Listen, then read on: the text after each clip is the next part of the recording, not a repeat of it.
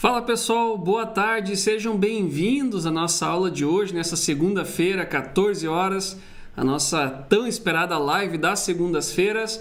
E enquanto a gente começa, vai se aquecendo, a galera tá entrando aqui, eu queria que vocês colocassem no chat como vocês estão me escutando, como tá o áudio aí, está tudo certo, está tudo ok, pelo que eu testei aqui está tudo em ordem, eu estava organizando aqui a parte técnica dessa aula antes de entrar no ar e pelo que eu vi está tudo ok, mas é importante você dar aquele feedback para nós, ver se você está nos ouvindo bem, porque ainda dá tempo de corrigir alguma coisa antes de começarmos o nosso conteúdo, a nossa aula, todo o material que eu preparei para a aula de hoje, para falar sobre projeto e para falar também sobre aquele projeto que é o mais difícil de todos no meu ponto de vista. O primeiro projeto, o começo de tudo. Quando o cara está começando a fazer suas redes, começando a fazer o seu projeto, tem muito caminho pela frente, tem algumas pegadinhas também que é bom a gente evitar. E o objetivo dessa aula de hoje é falar justamente isso, é falar sobre essas pegadinhas, cara. Qual o caminho que a gente tem que ir, qual o caminho que a gente não tem que ir, como a gente pode diminuir as chances de erro no nosso projeto, enfim. Tá muito bom todo esse conteúdo que eu preparei aqui para a aula de hoje e eu tive alguns desafios também quando eu preparei esse conteúdo que eu vou mostrar para vocês agora no decorrer dessa aula. Bom, o áudio, tudo ok, tudo certinho, vocês estão me escutando bem, que maravilha, que ótimo, que ótimo. Bom, eu queria começar essa aula dando um recado bem simples, um recado curto, objetivo, mas um recado muito importante. Essas aulas que acontecem aqui na segunda-feira, ela tem dois grandes objetivos. O primeiro objetivo é o seguinte: o primeiro objetivo é manter o curso de projetos FTTH 2.0 atualizado, ou seja, toda semana entra uma aula nova, um conteúdo novo e assim aquele aluno que já fez todo o curso de projetos, ele pode dar sequência nos seus estudos e sempre consumindo algum conteúdo novo, algum conteúdo fresquinho. E como nós já geramos essa aula, já tem toda uma preparação para montar o conteúdo, esse espaço e tudo mais, por que não também ajudar outras pessoas? Então, o segundo grande objetivo dessa aula aqui é poder ajudar gratuitamente quem ainda não é aluno do projeto FTTH 2.0. Quem ainda não tem acesso à plataforma também pode assistir esse conteúdo aqui pelo YouTube, esse conteúdo gratuito e também pode estudar, né? Você não precisa obrigatoriamente ter um curso, ter que pagar para começar a estudar, para começar a fazer seu projeto, para começar a fazer a sua rede. Então, o objetivo é aqui é te ajudar você, seja como aluno ou seja de forma gratuita também. A diferença é que o aluno ele consegue assistir essa aula quantas vezes quiser. E para você que não é aluno, você tem 24 horas para assistir essa aula. Ou seja, você tem a partir de agora até amanhã à tarde para aproveitar todo esse conteúdo, para estudar e também conseguir fazer o seu projeto, fazer as suas redes, enfim, aperfeiçoar aquilo que você está fazendo, ou talvez você vai começar a fazer, você enxergar quais são os passos certos e tudo mais. Então, eu precisava avisar isso desse objetivo da aula, que é ajudar aluno, ajudar também de forma gratuita, mas quem não for aluno, você tem 24 horas para aproveitar esse conteúdo, porque depois ele sai do ar. E aí você tem que ficar esperto, aproveitar esse conteúdo e aproveitar também o próximo conteúdo, aproveitar a próxima aula. Nós temos uma sequência aqui, eu estava fazendo as contas hoje pela manhã, e esse projeto das lives de segunda-feira eu já fiz em 2019, retomei esse ano, 2020 acabei não fazendo. E pelas minhas contas, nós temos aqui mais 33 semanas que nós vamos fazer essa aula aqui. Ou seja, nós estamos na aula 7, tem mais 33 até metade de dezembro mais ou menos.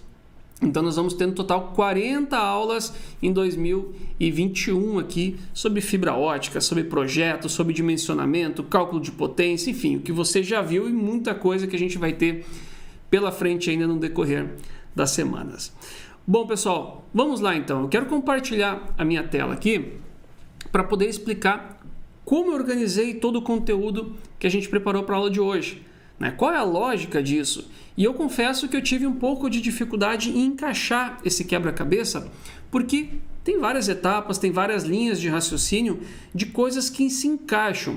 Ou seja, quando a gente está pensando no planejamento, pensando numa rede, tem várias coisas que a gente pode encaixar e fazer ao mesmo tempo. Com isso a gente ganha tempo.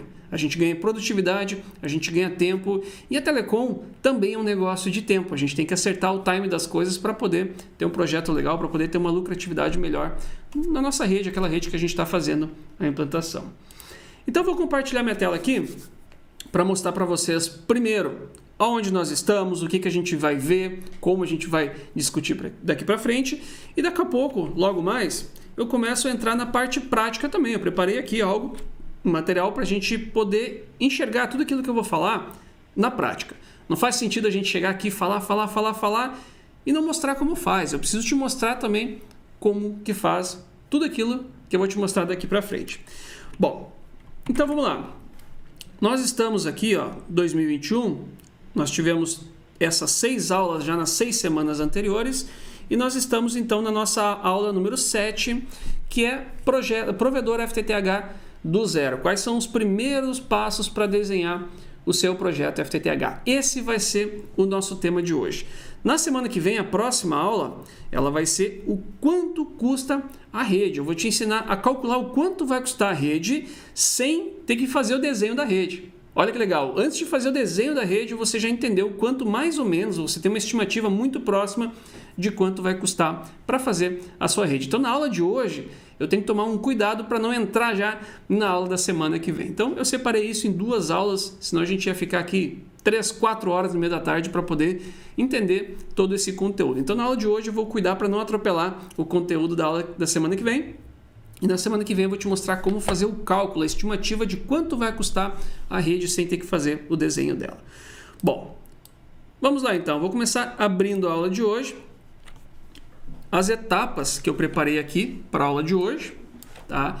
E o porquê de cada uma dessas etapas. Bom, para quem está começando uma rede FTTH, eu tenho uma notícia, né? Começando um provedor FTTH, eu tenho uma notícia, que é um caminho longo, é uma estrada longa. Tem muitas coisas no meio do caminho que você vai ter que entender, você vai ter que saber o momento de entrar em cada uma dessas coisas para não se meter em nenhuma furada, para não perder tempo, para não gastar dinheiro em excesso, para não perder um monte de coisa para realmente ser produtivo. Não adianta ter a melhor internet, ter os melhores equipamentos, ser o melhor provedor da cidade, se você não tem ritmo, não tem velocidade para ganhar volume, para ganhar escala. Conheço muitos provedores que perdem mercado, ou melhor, deixam de ganhar mercado porque não tem um certo processo, não consegue ter uma certa produtividade, digamos assim, em construção de rede, em fazer um projeto, construir rede e fazer instalação, acertar esse tripé, digamos assim, essas situações. Então, o que a gente vai ver aqui é itens, coisas, me fugiu a palavra agora, mas que nós precisamos encontrar certinho qual momento a gente tem que ver cada uma dessas coisas para conseguir ter produtividade. O ponto é esse, ter produtividade e ter qualidade também. Porque aquele tempo de lançar uma fibra ótica, colocar caixa, iluminar e sair ativando o cliente sem pensar o que está fazendo, isso já foi, é passado. O cara fazer isso hoje em dia não é um bom caminho, não é um bom caminho mesmo. Essa época de fazer uma rede de qualquer jeito e crescer, isso já foi. Tinha uma demanda ali reprimida, teve um boom de provedores e hoje a coisa está mais estreita. Você precisa ser mais, está tudo mais alinhado, tudo mais ajustado, mais planejado para conseguir ser competitivo. Esse é o ponto. Ter um bom projeto, ter uma boa rede ajuda você a ser competitivo nesse mercado. Tendo uma rede melhor, tendo uma rede mais otimizada. Se a sua rede é mais otimizada, ela vai ter um custo de manutenção menor. Se ela tem um custo de manutenção menor, o seu custo vai ser menor para operar essa rede, então, de uma certa forma, isso vai refletir lá no ticket, lá na mensalidade do cliente. Você podendo reduzir um pouco, talvez, ou melhor ainda, você pode manter aquele ticket, mas você ter uma lucratividade melhor. Ou você pode manter aquele ticket e fornecer algo a mais para o seu cliente. Por quê? Porque a rede não está te dando prejuízo, porque a rede não tem um custo operacional muito alto. Então hoje você tem que pensar muito bem em tudo quando você vai fazer a sua rede e a gente vai ver aqui o que você tem que pensar e o que você não tem que pensar agora. Tem coisas que você não precisa pensar no início, você não precisa pensar tudo de uma vez só. Esse é o ponto. Você tem momentos e você tem que fazer cada coisa no seu devido momento, senão simplesmente o projeto não anda, o projeto não vai para frente. Então vamos lá. O que a gente vai ver por primeiro? A gente vai falar agora sobre o começo. Bom, o começo é uma parte muito difícil, porque tem muitas informações que a gente tem que reunir na hora que a gente vai fazer o nosso primeiro provedor FTTH. Se você já tem o seu primeiro provedor, você já viu algumas coisas que deram certo e que não deu certo. Então talvez agora você pode pegar esses itens, pode compreender a relação desses itens e o porquê também que eu trouxe esses itens aqui e pode pensar diferente para a próxima rede. Ou se você já está implantando a rede, de repente, para uma semaninha, analisa esse material, analisa a sua rede e vê se você consegue fazer algum ajuste antes de colocar essa rede para o ar. Bom, o início. O início, uma coisa interessante é que o início não começa pelo projeto. Olha que engraçado, o início não começa pelo projeto. Como assim, Machado? Bom, muitas vezes quando alguém vai começar um provedor FTTH, pensa que a primeira coisa tem que ser o projeto. Mas não é assim que funciona. Por quê? Porque o projeto em si, ele é nada mais que o desenho da rede. Projeto, desenho da rede, um planejamento, uma documentação, mas você não precisa ter necessariamente a documentação, ter todo o projeto para começar a rede. Por quê? Porque muitas informações você vai precisar para o seu projeto. E aí, se você simplesmente chamar alguém para fazer um projeto, vou lá, contratei um projetista, aquele é o cara. Machado, faz um projeto. Beleza, faça um projeto. Só que se eu fizer o projeto da minha cabeça, sem discutir, sem entender como é que é a região, sem entender o que você precisa, o que você quer, e entender as suas condições financeiras e condições técnicas, eu vou te entregar algo que talvez você não acredite. Eu vou te entregar algo que não seja compatível com o seu bolso, que não seja compatível com o seu provedor, ou talvez eu vou te entregar algo muito pequeno para o provedor que você tem.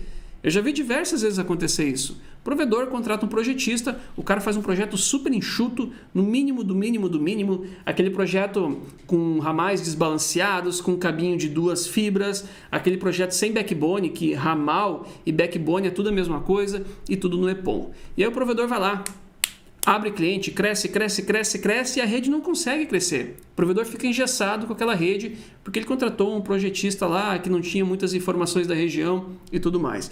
Então, o projeto, ele não começa pela rede.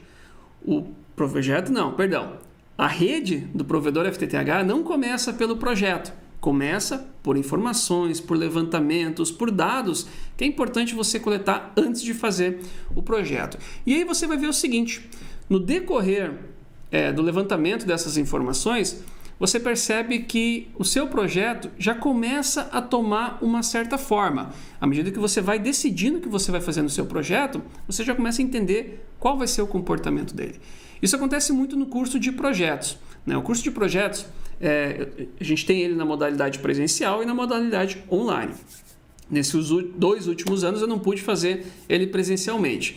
Mas quando eu fazia ele presencial, acontecia uma coisa muito interessante. No decorrer da aula, no decorrer do curso, a gente ia falando sobre os materiais, sobre a área de atendimento, etc, etc. E quando a gente chegava na parte de fazer o projeto propriamente dito, poxa, todo mundo já tinha entendido como ia ser mais ou menos o projeto. Por que isso? Porque a gente ia levantando informações, ia entendendo o comportamento daquela região e a gente já ia ter uma ideia de como mais ou menos ia ser a distribuição. A gente fazia um esboço e tudo mais, então o projeto já ia tomando forma.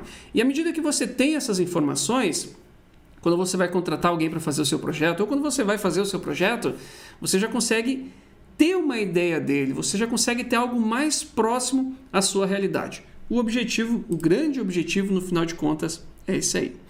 Bom, quando a gente está começando uma rede, começando um projeto, é aquele momento que começam a vir dúvidas na nossa cabeça. E aí a gente não controla essas dúvidas, elas simplesmente aparecem na nossa cabeça. Então a gente está lá fazendo um desenho, poxa, decidi fazer um projeto, legal, começo a fazer o desenho, e aí começa a vir aquelas perguntas lá que a gente não controla na cabeça. Perguntas do tipo, vamos lá, qual OLT comprar? Poxa, qual OLT comprar? Aí você viu que tal provedor fala que a marca X é boa, que a marca Y não é boa, mas o outro provedor fala bem daquela marca e você fica sem entender qual equipamento comprar. Bom, quando você está começando o projeto, você não precisa quebrar a cabeça pensando qual OLT vai comprar. Você tem muito tempo ainda até ter que decidir qual OLT você vai comprar. Por que eu falo muito tempo? Quando a gente vai construir uma rede FTTH, quando a gente, desde a idealização do projeto até de fato ativar um cliente, idealização é quando a gente tem aquele estalo assim, poxa, vou construir uma rede FTTH, pronto, legal, decidi. Desde esse momento até a gente de fato começar a ativar o cliente, nossa, tem uma estrada muito longa aí, né? Vou te contar uma história. Final do ano, 15, 20 de dezembro, alguma coisa assim do ano passado, um provedor nos procurou aqui na Fiber School: Machado, eu quero fazer um projeto contigo, quero fazer uma rede e eu quero fazer para ontem. Tá bom, beleza, eu faço, ok. E aí a gente começou a conversar do projeto e imediatamente eu comecei a desenhar já esse projeto. Esse cara que estava abrindo um provedor, ele me contou a história dele. Ele já teve um provedor de internet, ele vendeu esse provedor há muitos anos, ele conheceu uma nova área, uma nova região. E nessa cidade que ele conheceu, ele conversou com os moradores, ele conversou com o pessoal do hotel, conversou com o pessoal de restaurante, de posto de gasolina, e todo mundo reclamava da internet daquela cidade, né? Todo mundo falava que naquela cidade tem 2 provedores, provedor A e provedor B. O provedor A é ruim e o provedor B é muito ruim. E os clientes ficavam alternando entre A e entre B, entre A e entre B, e esse era o problema da cidade. Então esse cara decidiu construir um provedor de novo, nos procurou, e para ele dinheiro não era o problema para construir a rede, né? Ele falou assim: cara, eu quero desenhar meu projeto, eu tenho preocupações com isso, e dinheiro não é o problema. Tá bom. E aí, desenhei o projeto para ele. Depois que a gente desenha o projeto, tem uma série de coisas que a gente tem que fazer. Então é locação de espaço, projeto de compartilhamento, construção da rede, enfim, a gente vai ver no detalhe depois as etapas. E aí aconteceu o seguinte: tudo foi rápido, nós seguimos rigorosamente cada uma das etapas, tudo foi muito rápido e mesmo assim a instalação da fibra ótica começou recentemente. Ou seja, desde a idealização do projeto, que é ter a ideia de construir um provedor FTTH, até de fato começar a ativar cliente na rede, se tudo correr bem, a gente está falando aí de 6 meses. Falando de uma operação nova, a gente está falando de 6 meses. Se você já tem o provedor naquela cidade, você já tem link, já tem um monte de coisas, pode ser que você até reduza um pouco esse tempo, porque boa parte você já vai ter. É uma parte da rede que é nova. Mas mesmo assim, a gente está falando de fazer um projeto, de levantar informações, fazer um projeto de compartilhamento, comprar materiais, instalação, certificação, capacitação da equipe, enfim, a gente está falando de várias etapas e é normal demorar um certo tempo. É absolutamente normal. Então, quando a gente tem todo esse tempo pela frente, por que começar comprando OLT? Olha a volta que eu dei, mas eu voltei na OLT. Então, por que a gente vai comprar OLT? Eu conheço muitos provedores, é bem provável que você conheça também, que tiveram a ideia de construir uma rede FTTH e na semana seguinte foi lá e comprou uma OLT. Gastou 8 mil, 10 mil, 15 mil, 20 mil, 30 mil reais em OLT. A OLT chegou no provedor, legal, vamos começar a instalar a rede. E aí, o cara se deu conta que precisa de muitas outras coisas para construir a rede. Quais caixas ele vai usar? E as fibras? Por onde vai passar? E o projeto de compartilhamento? E as ferragens? Etc, etc, etc. E aí o que acontece? Poxa, você gastou 10, 15, 20, 30 mil reais e aí você descobriu que precisa gastar mais 100 mil reais para construir um pedacinho da rede.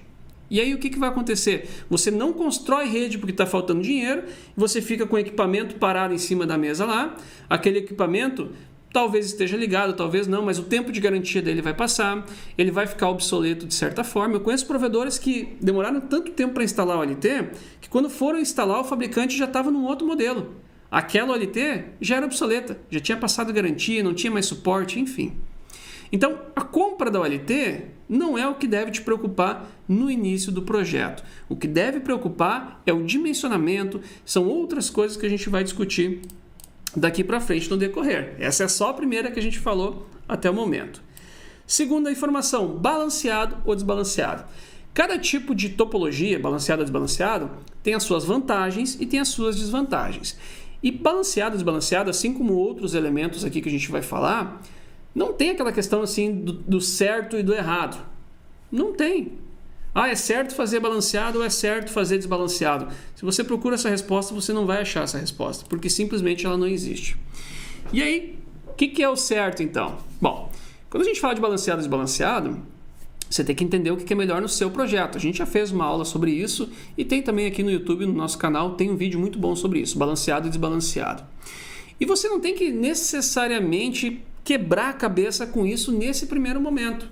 Não precisa. À medida que você vai desenhar o seu projeto, isso vai acontecer naturalmente em uma determinada etapa, em um determinado momento. Mas no primeiro momento, isso não é algo que você tem que se preocupar se vai ser balanceado ou se vai ser desbalanceado. Mais adiante, quando chegar a etapa que eu vou te mostrar daqui a pouquinho, aí sim você vai se preocupar, vai estudar sobre isso e vai entender o que é melhor na rede que você está fazendo.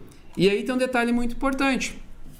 Pode ser que parte da rede que você está fazendo, o projeto vai ser balanceado, por exemplo, no meio do bairro, no meio da cidade, no meio do centro da cidade, pode ser que fique melhor balanceado. E lá na zona rural, naquele bairro que fica isolado, no distrito industrial, pode ser que lá fique melhor desbalanceado. Então olha que interessante, você não vai necessariamente definir um padrão que vai servir no projeto inteiro. Pode ser que no seu projeto você tenha balanceado e desbalanceado ao mesmo tempo. Por quê? Porque ficou melhor nessa região balanceado e ficou melhor na outra região desbalanceado.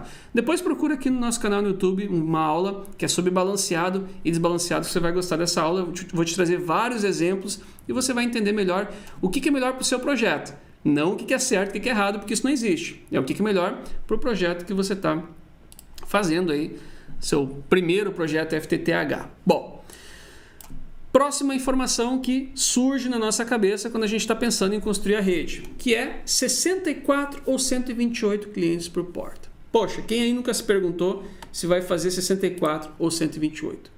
Bom, essa informação eu vou te dizer que ela é importante, mas não é tão importante assim no início.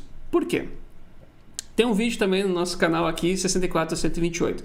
Mas basicamente, para decidir se vai ser 64 ou 128, depende de oferta, depende de planos, depende do que você quer entregar para o seu cliente. Por quê? Porque a porta PON ela tem uma determinada quantidade de banda, ela consegue entregar uma certa velocidade. Uma porta GPON, por exemplo, 2,5 GB de tráfego por porta. Ok. Desses 2,5 GB, se eu tiver 64 clientes nessa porta, ele vai entregar uma certa quantidade de banda. Ele vai pegar os 2,5 GB e vai dividir para 64 clientes. Ok.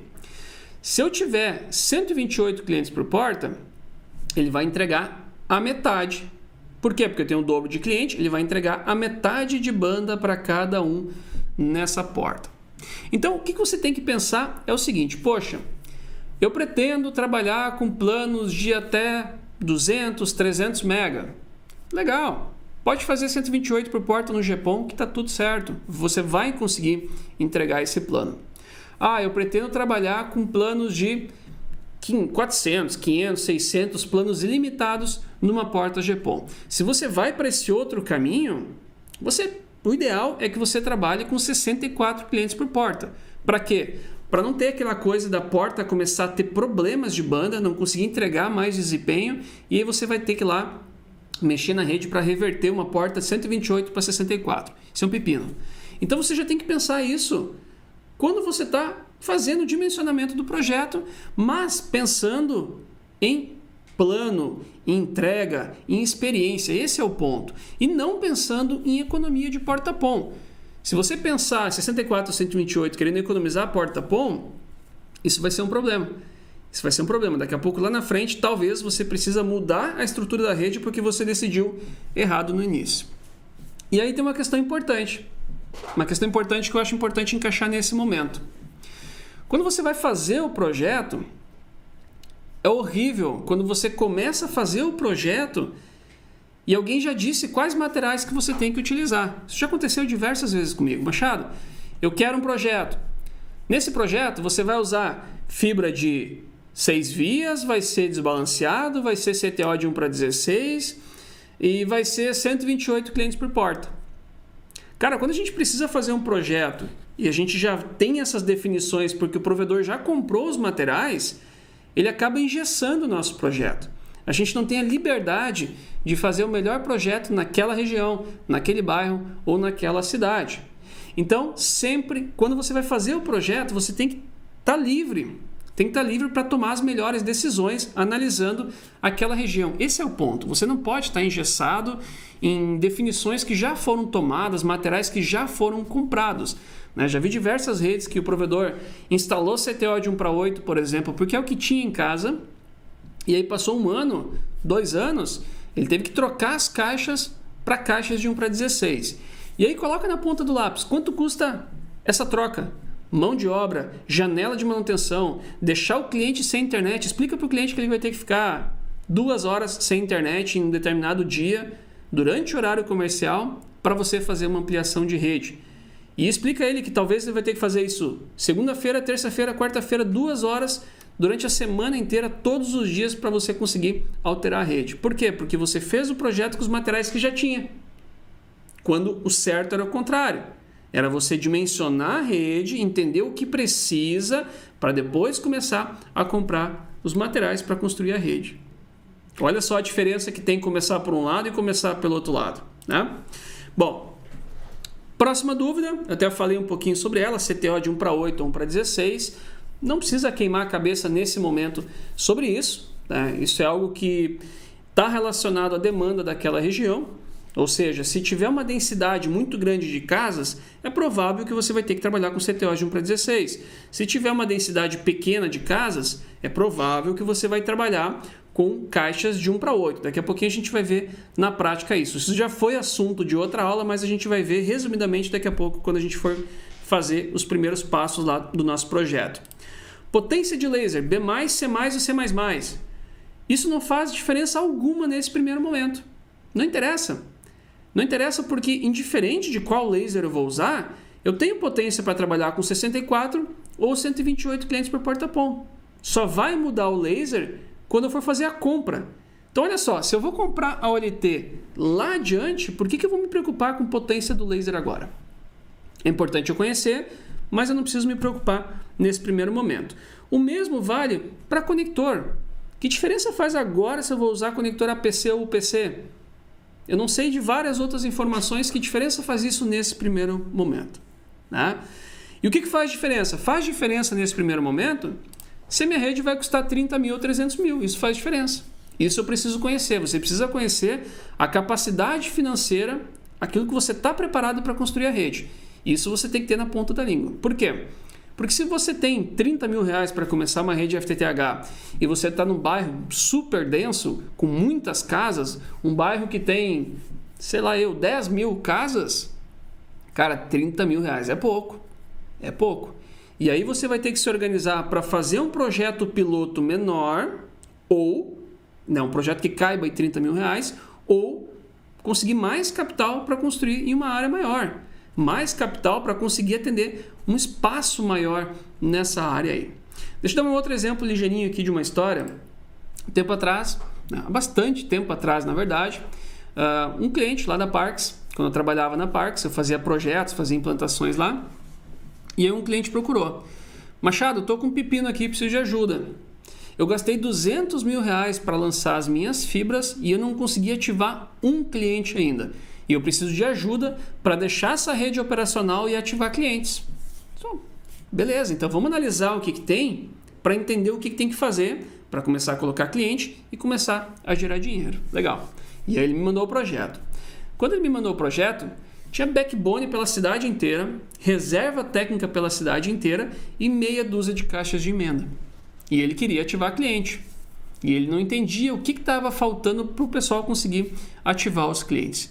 E aí eu tive que dar uma triste notícia para ele, que para colocar mais clientes na rede, ele ia precisar de mais 200 mil reais. E ele não tinha esses 200 mil reais. Então o que a gente fez na época? Nós entendemos qual que era a necessidade total dele. Então nós fizemos alguns estudos para determinar que precisava mais 100, mais 200, mais 300 mil reais até conseguir atender toda a cidade que ele queria atender. Só que nós adequamos ao que ele precisava no momento. Ele precisava começar a colocar cliente na rede.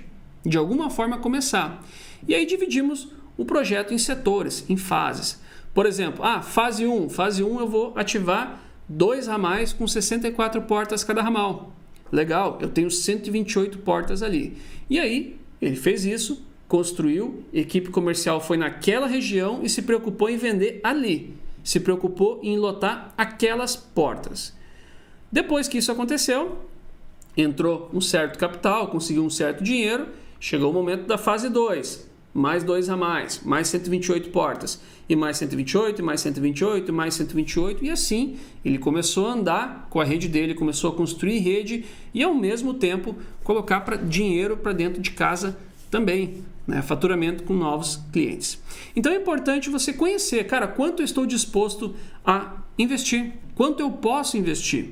Eu vou ter que fazer uma rede menor ou eu vou ter que conseguir mais capital para construir naquilo que eu quero de fato. Não adianta você olhar para um grande bairro, um bairro gigante, um bairro classe alta e ao mesmo tempo você não ter dinheiro para entrar naquele bairro. Então ou você faz um projeto numa área menor, um projeto bem feito para não ter dor de cabeça, ou você consegue mais capital para conseguir entrar naquela determinada região.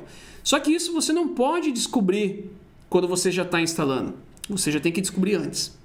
Então você precisa dessas informações para levantar esse valor antes de fazer a instalação na rede. Isso a gente vai ver na aula que vem, tá, pessoal? Preciso de 1h30 só para explicar sobre isso, não cabe no meio dessa aula aqui, por isso eu fiz uma aula separada, tá? E aí quando a gente fala de dinheiro, começa a vir o diabinho aquele no nosso ouvido, né? O anjinho e o diabinho. E o diabinho diz o seguinte: cara, eu tenho uma ideia para economizar, eu vou construir a minha rede com cabo drop. Por que não construir a rede inteira com cabo drop para poder economizar e atender mais clientes? Bom, eu não sei se você já tem uma rede, se você já construiu uma rede com cabo drop, não me leve a mal, mas o cabo drop não foi feito para construir rede. O cabo drop, a finalidade dele é atendimento de clientes. Por isso que ele é um cabo mais sensível. O cabo drop é o cabo mais sensível da nossa rede. Então, quando a gente constrói uma rede, a gente tem que pensar em resolver, em contornar e não ter pontos vulneráveis na nossa rede. Pontos que é mais fácil ter rompimentos, digamos assim. E aí, se a gente constrói a rede inteira com cabo drop, o que vai acontecer? Nós aumentamos a chance de problema na rede. Esse é o ponto. Vai funcionar a rede? Vai funcionar. Até arrebentar uma vez, 2 vezes, 3 vezes, você vai trocar cabo, troca cabo, atenuação, troca cabo, até que um dia você vai encher o saco e aí você vai decidir passar um outro cabo.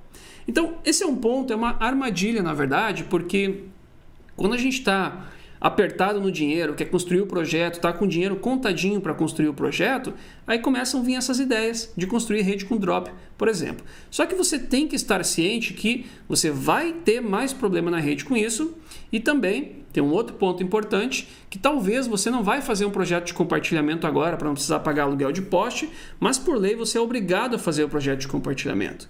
E se você decidir fazer o projeto daqui 1 ano, daqui 2 anos talvez, o seu projeto não vai ser aprovado. Você não vai conseguir aprovar um projeto da rede inteira construída em cabo drop. Você vai ter problemas com a concessionária. Então, se você pensa em um dia ter a sua rede 100% legalizada, que é o certo, na verdade, você tem que ter cuidado com isso, porque quando você for fazer, talvez você vai ter que trocar todas as fibras da sua rede, todos os drops que você construiu, por cabos de tubo luso único, enfim, um cabo que realmente seja para construção de rede. Então, essa é uma armadilha, a gente tem que cuidar para não entrar nessa armadilha aí, pensando em dinheiro. O ponto é esse. E se você é um projetista e está desenvolvendo um projeto para um determinado provedor, quando o provedor vir com essa ideia, você tem que ter esses argumentos para explicar, olha, eu não recomendo. Por quê? Porque aumenta o número de problemas, porque depois, para legalizar essa rede é um pepino, porque você vai ter que trocar os cabos depois, isso vai aumentar o seu custo, você vai ter que investir 2 vezes em rede, etc, etc, etc. Então, o nosso papel aqui é orientar o provedor, é trazer um projeto com boas práticas, com cuidados e tudo mais. Beleza, Machado? Entendi. O que eu entendi? Eu entendi que o início é difícil, que a gente tem várias dúvidas e a gente não sabe em que momento se preocupar com as coisas. Então, vamos começar a ser mais objetivo aqui na nossa aula e falar um pouquinho mais sobre os caminhos. Bom, quando a gente vai começar a nossa rede, eu enxergo 2 possíveis caminhos. 2 possíveis caminhos. O primeiro caminho, ele é um caminho muito atrativo, digamos assim, que é o caminho do fazer por conta. Por que ele é um caminho atrativo? Porque o caminho do fazer por conta nos dá algumas ideias. Por exemplo, poxa, eu vou ter autonomia, ok? Poxa, eu vou ter um investimento menor. Por que eu vou ter investimento menor? Porque eu não preciso, um investimento inicial, porque eu não preciso contratar alguém para fazer o projeto. Para que eu vou contratar alguém se eu posso fazer o projeto por conta? Próxima ideia que vem em mente. Fazer por conta, você pode fazer um projeto 100% customizado. O que é isso? Você faz o projeto conforme a sua cara naquilo que você acredita. Agora, qual que é o problema disso? Nem sempre você vai tomar as melhores decisões. Então, fazer o projeto por conta tem disso. Tem disso mesmo. Eu conheço diversos projetistas, né? Na verdade, eu tenho muitos alunos que são projetistas, e uma grande dificuldade desses alunos que são projetistas, naquele projetista que é projetista que fica dentro do provedor, né? O projetista do provedor, é que na vida dele de provedor, até hoje ele fez projeto para 2.000 portas, por exemplo, para 3.000, para 4.000 portas. E aí quando a gente tem um projetista que é um projetista terceirizado, ele faz 2.000 portas em 2 meses, em 1 mês. Ele faz 20.000 portas por ano. Ele faz 50.000 portas por ano. E aí o que acontece? Ele está mais por dentro de possibilidades, de boas práticas, do que deu certo, do que deu errado. Enfim, a gente vai falar um pouquinho mais sobre isso daqui a pouquinho. Tá? Mas o fazer por conta, ele nos traz também, geralmente, retrabalhos futuros. Por quê? Porque pode ser que eu não tomei as melhores decisões, como eu estava falando aqui. E tem uma outra coisa que é muito perigosa, é isso aqui, ó. Ctrl+C, Ctrl+V. O que é o Ctrl+C, Ctrl+V? Você está começando a fazer o seu primeiro projeto FTTH. Foi lá, definiu o bairro, entendeu como é que é e tudo mais. Só que você tem um monte de dúvidas ainda na cabeça. Balanceado, desbalanceado, 1 para 8, 1 para 16, tudo aquilo que a gente estava falando até então. Legal. E aí, para resolver esse problema logo, você andou pelo bairro e começou a olhar para os postes. E aí você viu que o concorrente, né, o outro provedor, tem CTO de 1 para 8. Você viu que ele fez com um cabo de 4 vias. Você viu que ele usou UPC, usou o conector azulzinho. Você viu que ele botou CTOs a cada 500 metros. Você viu que ele prendeu toda a estrutura no poste. E aí você vai lá, você faz igual. Pronto, definiu, vai lá e faz igual. Só que qual é que é o problema do Ctrl+C, Ctrl+V, você copiar uma estrutura e fazer igual? Você não sabe se o outro provedor pensou, se o outro provedor fez certo, se aquilo ficou bom. E aí vamos supor que o outro provedor tem problema com caixa cheia. Você vai ter problema com caixa cheia também. Vamos supor que o outro provedor tem problema com baixadas muito longas. Você vai ter problema com baixadas longas também. Vamos supor que o outro provedor não tenha mais fibra para ampliar a rede. Você não vai mais ter fibra para ampliar a rede também. Então, o copiar aquela estrutura de outros provedores é um pepino por isso, porque você pode copiar os problemas também.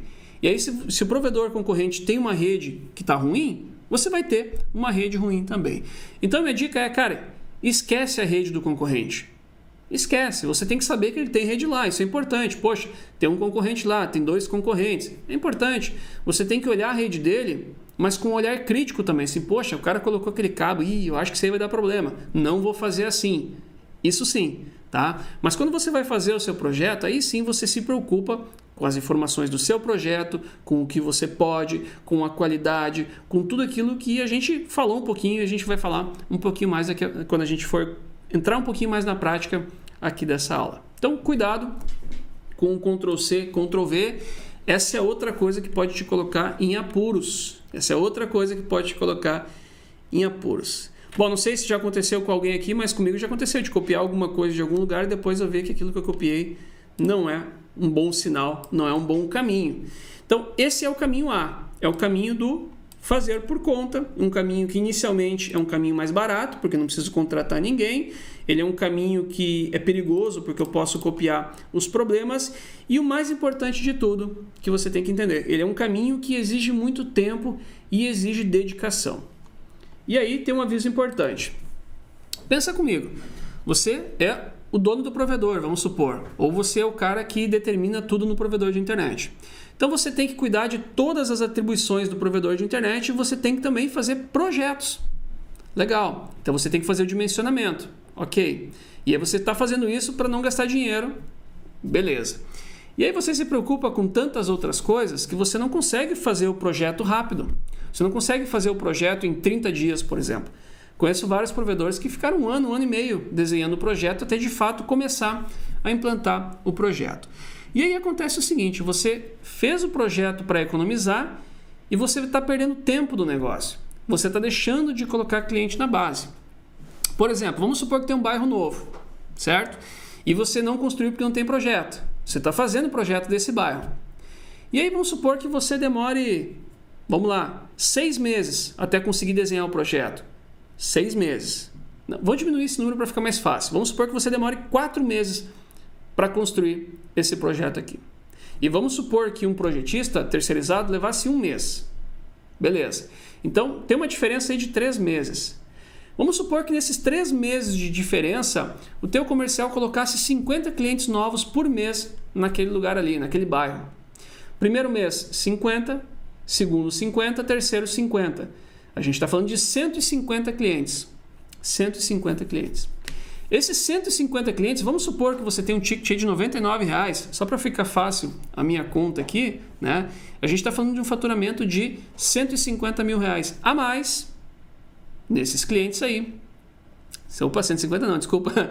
Bom, 15 mil reais a mais por mês de faturamento para esses 150 clientes aí que você colocou em 3 meses. Ou seja, você não gastou para fazer projeto, você fez o seu projeto, mas você tem tantas outras atribuições dentro do provedor que precisam ser feitas que o projeto vai empurrando com a barriga. Você vai perdendo tempo, e você deixa de colocar mais clientes porque você fez o seu próprio projeto. Então isso é muito comum, às vezes o provedor não cresce, poxa, não estou conseguindo mais crescer, o que eu estou fazendo errado? Cara, o que está fazendo errado é que não tem velocidade para fazer um dimensionamento, para construir, para ativar clientes. E aí se você está em todos os processos, em algum lugar vai trancar, vai criar um gargalo. E aí se essa máquina não está girando perfeitamente, você vai ficar com equipe ociosa, você vai ter muito trabalho em um determinado momento, mas depois a equipe vai ficar 30 dias parado. Enfim, isso é um pepino. Isso é um pepino mesmo. Então você tem que entender, cara, esse é o momento que eu vou fazer por conta, eu vou tomar o caminho A, que é o caminho de fazer por conta própria, ou de repente eu vou tomar o caminho B. Qual que é o caminho B? O caminho B é fazer com quem já apanhou, fazer com quem sabe fazer isso, fazer com quem vai te dar qualidade, com quem vai te dar velocidade e tirar isso das suas costas. Esse é o ponto. Esse é o ponto. Então, quando a gente opta pelo caminho B, a gente vai aprender, a gente precisa aprender com quem já errou e com quem já acertou. Ou seja, a gente tem diversos atalhos. É aquilo que eu falei agora há pouco, né? Poxa, pensa naquele projetista que faz 20 mil portas por ano. 20 mil por ano. E pensa no projetista que faz 2 mil portas, a vida inteira fez 2 mil portas, porque ele trabalha dentro do provedor de internet. Então, quem tem volume acaba tendo alguns macetes, algumas ideias que podem melhorar o projeto. E aí, quando a gente toma um caminho de aprender com alguém, a gente tem acesso a muitas histórias de sucesso, muitos cases de sucesso. Em tal lugar foi feito assim e deu certo. Em tal lugar fez assim e foi surpreendente. Em tal lugar fez assim e a gente economizou 20 mil reais fazendo com essa metodologia aqui. Isso é uma coisa interessante. E fazer com quem conhece o caminho traz uma ideia de um investimento inicial maior. E de fato acontece um investimento maior. Pensa o seguinte, você está fazendo seu primeiro projeto, o dinheiro está contado.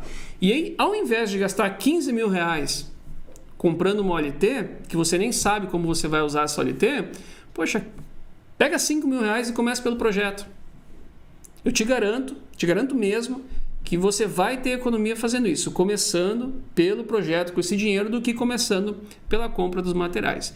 Tempo atrás um amigo reformou uma casa, um amigo bem próximo reformou uma casa e ele estava na dúvida, né? Ele contratou um arquiteto para fazer o projeto da casa e ele não sabia, cara, eu vou contratar o acompanhamento de obra ou eu não vou contratar o acompanhamento de obra? E ficou nessa dúvida e por um motivo lá decidiu contratar. E aí aconteceu uma coisa bem legal. Ele veio me contar assim, pô Machado, cara, eu contratei o acompanhamento de obra e ele ficou impressionado o quanto de economia o arquiteto estava trazendo para a construção da casa, para a reforma da casa. O arquiteto sempre estava um passo à frente dos pedreiros que estavam trabalhando lá. Desde processos simples até coisas mais complexas, como por exemplo, o cálculo de quanto de cerâmica ia precisar, quanto de porcelanato ia precisar na casa e os cortes também. Então o arquiteto disse, para quem estava lá fazendo a colocação dos porcelanatos, que aquele pedaço que ele cortou naquele canto, ele ia guardar aquele pedaço para aproveitar lá no outro canto, porque no outro canto tinha um pedaço que ia ser menor ainda.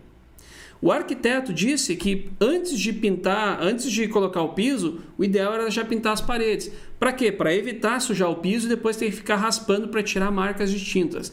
E cara, muitos e muitos e muitos outros exemplos. Muitos mesmo, né? Então assim, o investimento inicial indo pelo caminho de quem conhece isso, de quem faz isso no dia a dia, ele é de fato maior, mas eu tenho certeza que você vai trazer economia tomando um caminho aí de quem já conhece, de quem já passou por isso. Beleza, Machado? Entendi, cara, mas e aí? Quais são os passos? O que eu faço? Bom, eu quero trazer uma parte mais prática agora dessa aula de hoje, tá? E aí para isso eu vou navegar aqui em algumas planilhas, eu vou navegar em algumas coisas. Bom, quando a gente vai começar um projeto, a gente tem que ter muito claro aonde é o projeto, o que a gente quer de informações, o que a gente quer atender, o que a gente vai fazer no futuro, antes de começar o projeto propriamente dito. Lembra que eu disse que não é agora que a gente vai pensar se é balanceado ou desbalanceado, 64, 128, 1 para 8, 1 para 16, não é necessariamente agora. Eu não preciso gastar energia com isso agora. Eu tenho que gastar energia com informações que são relevantes para dar os primeiros passos, para fazer o primeiro projeto. Então vamos lá. Primeira coisa importante, você vai fazer um projeto. Legal. E aí você decidiu que, cara, essa aqui é a minha cidade e eu quero atender a cidade inteira. O meu sonho, o sonho do meu provedor é atender a cidade inteira. Beleza. Deixa eu te contar uma coisa. Nenhuma rede começa na cidade inteira ao mesmo tempo. Isso é utopia, isso é coisa de operadora das antigas, né? Até operadora hoje em dia fraciona em áreas para conseguir ativar a rede.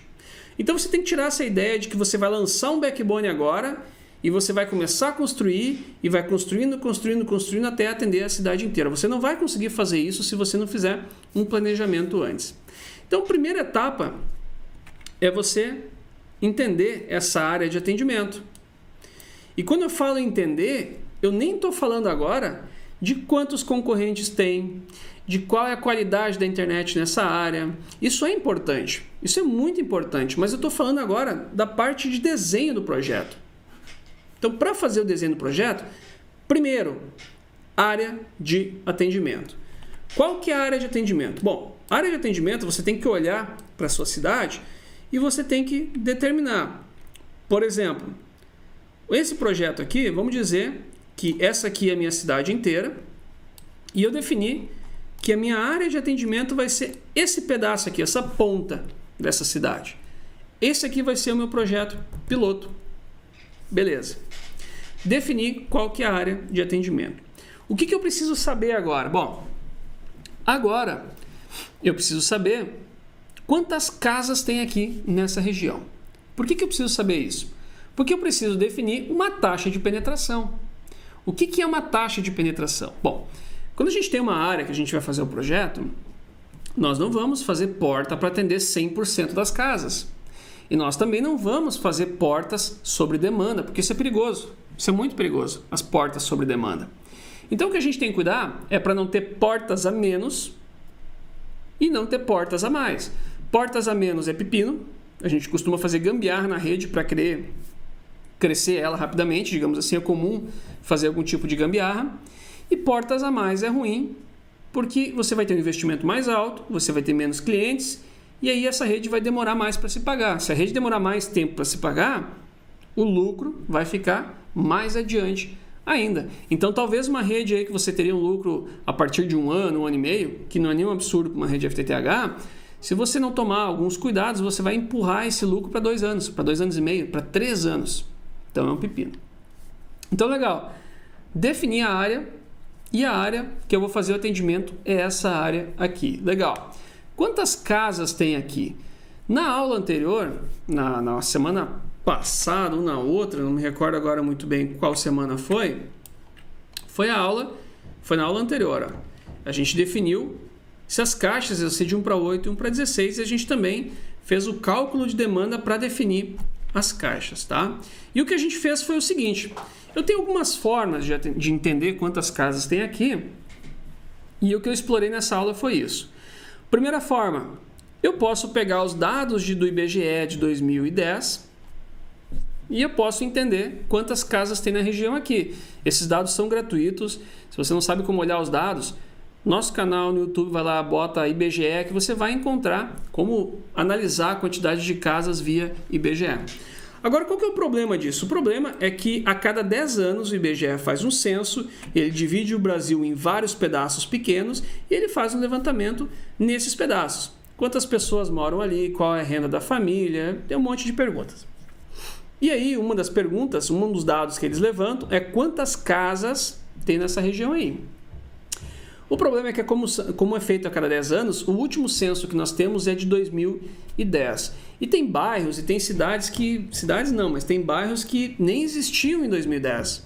Ou tem bairros que eram pequenos em 2010, bairros que dobraram de tamanho. Então, se eu me basear só nos dados do IBGE, pode ser que eu vou ter um erro aí no dimensionamento do meu projeto. Então, eu preciso também de outras formas, em especial naquelas regiões que cresceram muito de 2010 para cá. Mas, vamos supor que sejam dados confiáveis, o que você vai ver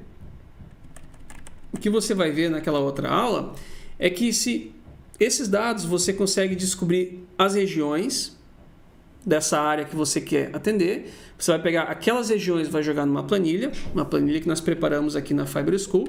Eu vou abrir ela aqui enquanto estou falando. E aí essa planilha ela vai te dizer quantas casas tem naquela região aqui. Deixa eu abrir. Meu Excel fechou. Aqui, aula ao vivo é isso aí. IBGE, aqui. E aí o que você vai fazer?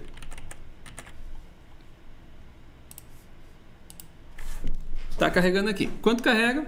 Aqui, ó. Você vai pegar os códigos das áreas, vai jogar na planilha. A planilha vai dizer quantas residências tem em cada região, e aí ela vai trazer o total de residências naquela região ali. O problema são dados de 2010. O que eu acho mais interessante fazer, em especial em regiões que cresceram muito? Eu acho mais interessante contabilizar quantas casas tem aqui. Como que eu posso contabilizar? Eu posso contar uma a uma, eu consigo ter uma ideia aqui pelos telhados. Claro que em alguns locais eu vou ficar um pouquinho confuso, eu não vou entender direito, mas eu consigo ter uma média. E aí a gente consegue ver que em 100 metros quadrados, por exemplo, eu tenho tantas casas. E aí em 450 metros quadrados eu consigo fazer uma continha para descobrir quantas casas tem lá na região, tá? Mas indiferente de qual método que você usou para descobrir a quantidade de casas aqui, vamos supor que nessa área aqui a gente tem 2.000 residências. 2.000 residências. Legal. Se eu tenho 2.000 residências, a minha próxima etapa daquilo que eu devo me preocupar para fazer o meu projeto, a gente tem que definir a taxa de penetração. Qual é a taxa de penetração que eu vou usar? Bom, não existe um padrão de taxa, não existe a taxa certa ou a taxa errada. Acontece o seguinte, que nos locais onde existe concorrência, ou seja, todos bem dizer praticamente, se adota geralmente de 30% a 40% de taxa de penetração. Não é uma regra, mas é um número muito seguro. É um número que, se você estiver nessa faixa, você não vai lotar a rede da noite para o dia e, ao mesmo tempo, você não vai ficar com a rede vazia. Você vai ficar com as caixas com uma boa ocupação, digamos assim, de 30% a 40%. O que isso quer dizer? Isso quer dizer o seguinte, deixa eu puxar uma calculadora aqui. Isso quer dizer que se eu tenho uma área com 2.000 residências e eu vou trabalhar com 40% de taxa de penetração, por exemplo, eu sei que o meu projeto nessa área vai ter que ser mais ou menos de 800 portas. Mais ou menos 800 portas. Essa vai ser a taxa de penetração. Esse número ele é muito importante, né? Eu vou usar muito esse número, na verdade, na semana que vem, para definir o quantitativo de materiais e realmente saber o quanto vai custar a rede. Mas esse número, nesse momento, significa que eu não posso construir uma rede com 200 portas. Eu não posso construir uma rede com 300 ou 400 portas. E eu não posso construir uma rede com 2.000 portas. Eu tenho que construir uma rede aqui, eu tenho que me organizar para mais ou menos 800 portas de atendimento aqui. Por quê? Porque essas 800 portas representam 40% de taxa de penetração. É isso que eu preciso entender nesse momento aqui. Então eu defini que essa área tem 2.000 residências e que eu vou atender 40% dessas residências, então significa que eu vou precisar de mais ou menos 800 portas para fazer o atendimento dessa rede. Ponto. Eu já tenho uma ideia do que eu preciso atender. Eu não tinha nada, eu tinha um bairro e agora eu tenho uma ideia do que eu vou atender naquele bairro lá. E a partir daí, começam a vir outras coisas quando a gente faz o dimensionamento da nossa rede. A partir daí, a gente começa a entrar numa etapa chamada planejamento. O que é o planejamento? O planejamento da rede é quando a gente se pergunta como será feito. É a organização de como vai ser feito. E é nesse momento que várias respostas do projeto começam a vir sem querer, porque você começa a entender o que está acontecendo lá. Por exemplo, olha só, vamos voltar para o nosso Google. Aqui está a nossa área de atendimento e a gente tem 2.000 residências e a gente tem uma rede para mais ou menos 800 portas. Legal. Meu provedor está onde? Nesse caso aqui, ó, eu botei um marcador um pouquinho mais distante e vou dizer que o meu provedor está aqui. Beleza. O que eu quero fazer hoje? Hoje eu quero atender essa área. Essa área aqui é a minha fase 1. Está até escrito como fase 1 aqui. Só o que eu penso para o meu futuro? Poxa, no futuro, o meu sonho, ou o sonho do provedor que você está fazendo o projeto, o sonho do provedor no futuro é atender essa região aqui, ó, como fase 2. Deixa eu colocar uma linha mais grossa. Assim tá bom. O sonho do provedor é atender essa região aqui como fase 2. O sonho do provedor é atender essa região aqui. Vou trazer até aqui agora. Essa região aqui como fase 3. E assim vai indo. Vamos botar aqui como fase 4, por exemplo.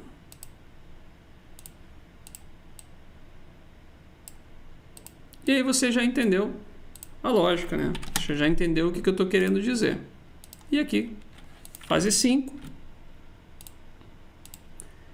E vamos supor que esse aqui é o sonho do provedor. Atender essas 5 fases aqui. Em quanto tempo? Ah, eu quero atender em 2 anos. Beleza, já tem uma referência, já tem um norte. É a partir dali que as coisas vão surgindo, tá? Legal. O que isso significa? Bom, significa o seguinte. O que eu tenho que fazer nessa região aqui? Eu vou ter que definir se nessa rede aqui eu vou trabalhar com CTOs de 1 para 8 ou 1 para 16, né? Que a gente já definiu na outra aula lá. Quando eu defini e comecei a colocar caixas, eu já sei que o meu projeto vai ter que ser mais ou menos 800 portas. Legal. Eu tenho que definir os ramais. Beleza. Só que o que para mim aqui é muito importante nesse momento é o seguinte. À medida que eu definir os ramais que eu tenho aqui nessa rede, eu vou definir o backbone. E aí vem uma coisa muito legal que é o seguinte. Nessa área aqui, para atender as 800 portas, eu criei 12 ramais. 12 ramais. 12 ramais, na verdade, 12 ramais vezes 16, vezes 64, perdão, porque meu ramal é com 64, 12 vezes 64, 768. Esses 12 ramais estão próximos às 800 portas, beleza. E o que eu entendi aqui? Eu entendi o seguinte, fazendo o meu planejamento, nessa área aqui, que eu tenho 800 portas, eu vou precisar de 12 fibras. Legal. Só que para chegar do provedor até essa área, eu já vou cruzar por dentro dessa outra área aqui. Então, o que eu vou fazer? Eu já vou deixar a fibra no meu backbone para atender essa outra área. Quanto de fibra eu preciso para essa outra área? Bom, essa outra área tem um perfil um pouquinho maior que essa aqui. Tem mais prédios. Mas beleza, vamos dizer que aqui eu também preciso de 12 vias. Ou preciso de 15 vias. Legal. Então eu já sei que o cabo que eu tenho que passar aqui, pelo menos no início do trecho, ele tem que ser um cabo maior. Ele pode ser um cabo de 36, por exemplo, para a gente poder no futuro ampliar. Ou melhor ainda, eu posso vir com o cabo e de repente cruzar ele aqui pelo meio. Para quê? Para ficar uma distribuição melhor aqui dos ramais, para não ter que conectar todos os ramais até lá em cima, eu já consigo dar essa volta aqui por baixo para fazer o atendimento dessa área. Eu já entendi que no futuro eu vou ter que ter um outro backbone aqui para cima, para atender essa região aqui. Vou botar uma outra cor aqui. Tá um verdinho aqui para cima. Legal. Eu já entendi que no futuro eu vou ter que vir um outro cabo para atender essa área de cá. Vou botar um verdinho também. Tá uma cor verde aqui para ilustrar. E eu vou precisar de um outro cabo para atender aqui em cima. Ou eu posso continuar esse backbone para cá. Só que para continuar esse backbone para cá, eu preciso ter um cabo maior aqui, no início pelo menos. Para quê? Para ter fibras disponíveis aqui. Então, qual é que é a ideia aqui? O que eu queria explicar aqui? Eu queria explicar o seguinte. Entendi a área, entendi a demanda, tenho noção do quanto de fibra eu vou precisar, eu começo a enxergar o restante da rede.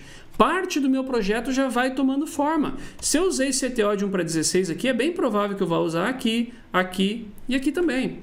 Então eu já começo a entender muita coisa do meu projeto. Eu consigo entender como ele será feito por etapas. Por exemplo, se eu vou terceirizar ou se eu não vou terceirizar o lançamento. E eu consigo também entender o futuro. O que eu vou fazer no futuro? Quais são as minhas novas áreas de atendimento? Aonde eu vou ter os meus novos ramais? O que eu vou fazer referente à tecnologia? Isso é uma coisa legal também de discutir de futuro. Poxa, eu estou fazendo um projeto, eu estou colocando fibra, eu estou colocando caixas, eu estou colocando materiais que são para durar de 15 a 20 anos, mas os equipamentos não duram 15, 20 anos. O que eu vou usar de equipamento depois? Isso é importante, a gente vai falar de tecnologia daqui a pouquinho. Então precisa saber sobre tecnologia também. Poxa, vou usar EPON para depois GPON e para depois XGS-PON. Ou vou botar um GPON e depois XGS-PON. Ou vou botar um GPON e vou ficar no GPON enquanto der. A gente consegue desenhar um projeto também que a gente pode usar por mais tempo o GPON. A gente vai falar daqui a pouquinho sobre isso. Tá? Então a ideia do planejamento é essa. É simplesmente essa aqui. Cara, eu consigo fazer um planejamento, eu consigo me preocupar, eu consigo entender o que vai acontecer sem necessariamente entrar no beat do projeto na hora. E quando você perde 1 dia, 2 dias, 3 dias fazendo isso, eu tenho certeza que quando você for fazer o seu projeto, você já entendeu quais cabos tem que usar, quais caixas, quantas caixas, e aí sim você pode começar a disparar outros processos, tá? Isso falando da parte aqui de planejamento. Vou até fechar o planejamento agora para não confundir. Até fechar o planejamento aqui para não confundir. Beleza, Marcelo. E agora? Bom, agora a gente pode discutir capacidade. A gente também tem que mapear isso. Por que a gente tem que mapear a capacidade? Vamos lá. Eu já conheci muitas redes que o provedor se preocupou em fibra, caixa, OLT, ONU, etc, e colocou isso tudo em campo, e quando colocou, se deu conta que o provedor não estava preparado para ter uma rede FTTH. Como assim? Bom, acompanha comigo. Vamos supor que você tem um provedor via rádio, certo? E aí você tem o seu provedor, você tem ponto a ponto de rádio até algumas torres, e a partir dessas torres você tem outros rádios que você atende os seus clientes. Geralmente você tem um problema de link, problema de gargalo nesse backbone com as torres ou lá no multiponto onde está conectado o cliente. Quando você tem muita estrutura de rádio, ainda mais com os planos hoje em dia cada vez maiores, a própria estrutura de rádio já está limitando a tua internet. Você não tem muita solicitação de internet porque o rádio está segurando o quanto ele pode entregar. E aí quando você coloca uma estrutura FTTH, o que acontece? Você está entregando muita capacidade de transmissão do provedor até a casa do cliente.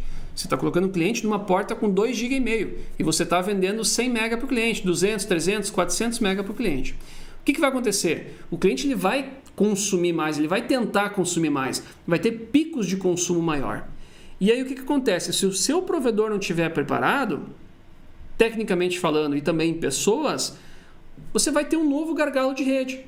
Você lançou fibra, o cliente está achando que contratou a melhor coisa do mundo, mas você não consegue entregar um link que entregue altas velocidades de pico e o cliente vai te dizer que no rádio funcionava igual, que ficou a mesma coisa no rádio e isso ninguém gosta de ouvir, tá? Então, quando eu falo de capacidade técnica, eu falo de link, por exemplo. O que você tem de link? O seu link atende? Quanto vai precisar mais de link? Você consegue mais link? E aí tem uma coisa legal de link também, que é o seguinte: muitos provedores acham que quando contrata link, achou um link bom, nunca mais vai se incomodar. Vocês estão muito enganados. Link é uma coisa viva, vai mudando. Uma outra operadora traz um link melhor, com rotas melhores. Enfim, então precisa se preocupar também com link. Esse é o ponto, tá? Esse é o ponto. Para quê? Para não condenar um projeto FTTH porque você não se preocupou com outras coisas. Core de rede. O que é core de rede? O core de rede é o seguinte: o provedor ele compra muito link, compra link no atacado, digamos assim, ele tem que preparar o link para vender esse link compartilhado para os clientes, para entregar esse link compartilhado. E o Core prepara isso. Então não adianta você ter link em abundância, você ter uma rede FTTH e no meio disso tudo tem o Core que não está dando conta da sua rede. E aí sim, as preocupações da rede FTTH, que é o que a gente estava falando, e também tem um outro pepino aí que é o Wi-Fi na casa do cliente. Muitos não se deram conta ainda. Só que hoje um grande ponto de gargalo é o Wi-Fi na casa do cliente. Você está com a fibra até a casa do cliente, o seu core está ok, você recebe link na fibra, só que lá na casa do cliente continua o roteador Wi-Fi de R$70. Ele vai ser um pepino, ele vai ser um gargalo. Então o que eu queria falar aqui, falando de conhecimento de tecnologia, é que você tem que avaliar as condições técnicas do provedor de internet. Não adianta você fazer um big projeto, entregar um super projeto, mas o provedor não está preparado para aquele projeto. Precisa entender também a capacidade técnica e as suas limitações quanto a isso. E entender de tecnologia também. Por exemplo, você vai ter que definir se você vai trabalhar com EPON, com GPON, com XGPON e com XGS-PON. Você já deve ter tropeçado nessa sopa de letrinhas aí em algum determinado momento. Então você precisa entender também, pelo menos a lógica dessas tecnologias para poder definir qual tecnologia vai utilizar. Por que isso? Porque se você errar a tecnologia agora e daqui a 2 anos você quiser trocar de tecnologia, o seu investimento vai ser maior, a sua dor de cabeça vai ser maior, o seu trabalho vai ser maior para trocar de tecnologia. Eu vou resumir ligeirinho aqui sobre as tecnologias. EPON é uma tecnologia mais antiga, é uma topologia legada que entrega no máximo 1 GB por porta PON. O grande problema do EPON é banda, mas não é só a banda. O grande problema do EPON é que muitas tecnologias de EPON, a gerência é ruim, a segurança é ruim, o diagnóstico de falha é ruim também, porque não tinha tanto recurso na época. E também o EPON hoje, muitos fabricantes não estão nem fazendo mais equipamentos para EPON. Então a tendência é que daqui a um tempo curto não se tenha mais equipamentos para EPON. Por quê? Porque para os fabricantes produzir um EPON e um GPON é praticamente o mesmo custo, hoje em dia. Isso não era assim. Quem comprou EPON há anos atrás sabe que o EPON era muito mais barato que o GPON. E existe muita rede EPON por aí, porque justamente antigamente tinha essa diferença de valor. Mas hoje em dia a coisa não é mais assim. O GPON, ele tem a sua capacidade melhor na porta PON de banda, são 2,5 GB por porta, mas a grande sacada dele é segurança. É segurança, gerência, controle total da rede e de outros serviços que você pode colocar na rede também. Ele é um protocolo muito mais novo e mais recente que o EPON, por isso que ele é melhor. O XGPON é evolução, nessa sequência é evolução. O X é de 10 GB por porta. E o XGS-PON é a mesma coisa. O X significa que é 10 GB por porta. A diferença desses dois caras aqui é que no XGPON o download, o downstream é de 10 GB por porta, mas o upstream, o upload do cliente, ele é de 2,5 GB por porta. E o XGS-PON, essa banda, ela é igual downstream e do upstream. É 10 GB simétrico de down e de up. Basicamente, o XGS-PON veio depois, foi melhorado e ele conseguiu entregar 10 GB de down e 10 GB de up também. Em muitos lugares falam por aí do XGPON, só que o que dizem por aí no mercado, os fabricantes, é que o XGPON não vai ter uma adesão muito boa e que para alguns já nasceu morto. Nasceu morto por quê? Porque ficou tanto tempo no forno que vem o XGS-PON, que é melhor e que para o fabricante produzir os dois é melhor produzir o XGS-PON, que a tendência é que as novas redes, ou as redes logo mais, elas vão ser XGS-PON e não XG-PON. Essa é uma tendência, tá, pessoal? Não tem nada muito concreto hoje em dia, não se tem grandes cases, números e redes, porque é algo muito recente ainda, por incrível que pareça. Mas o que eu quero falar aqui é o seguinte, por que eu trouxe isso? Olha que importante essa decisão no projeto. Vamos supor, eu vou abrir minha calculadora de novo, aqui. Vamos supor que você fez um projeto em GPON. GPON, 2,5 GB por porta, 2.500 por porta, arredondando, beleza. Se eu tiver 64 clientes, eu tenho uma banda alocada de 39 MB, 40. O que é uma banda alocada? Significa que se todos os clientes fossem usar toda a banda o tempo inteiro, a OLT ia conseguir entregar 40 MB dedicado para cada um. Cada um ia conseguir mais ou menos 40 MB. Legal. Na prática, não é assim que a coisa funciona. Na prática, a internet são picos, é uma banda compartilhada, vai oscilar um pouquinho justamente pelo compartilhamento. E na prática, quem tem 40 MB de banda alocada consegue comercializar planos aí de 400 MB sem dor de cabeça.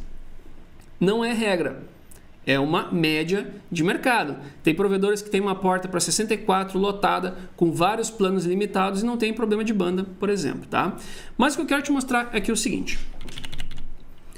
128 clientes numa porta GPON, 2.500 MB dividido para 128 clientes vai dar uma banda alocada de 19 MB, 20, vamos arredondar para 20.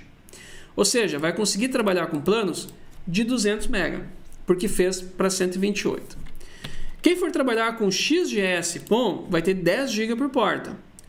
Só que vai conseguir trabalhar com até 256 clientes por porta. Então, 10.000 dividido por 256, que dá os mesmos 39 MB de banda alocada por porta.